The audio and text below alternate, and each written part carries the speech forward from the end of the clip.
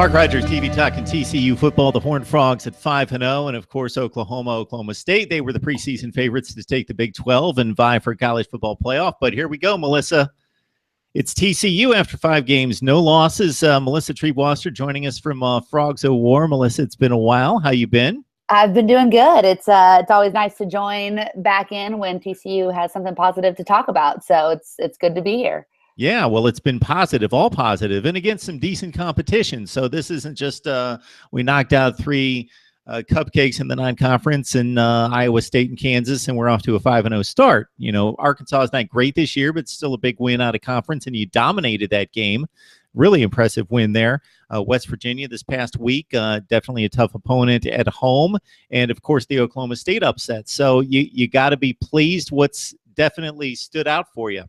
Well, you know, I think that at the end of the day, you want to get wins. And while TCU's had some impressive victories, certainly, I still think it's a little bit too early for us to start thinking playoffs or anything like that. The road is long and wrought with peril for the Horned Frogs this year. They go to Manhattan this weekend.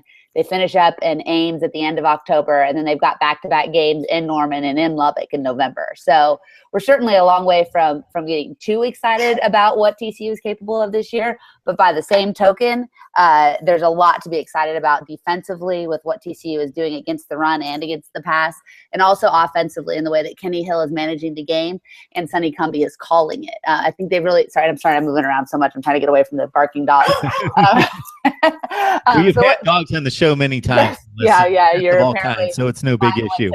Want to give you a show tonight.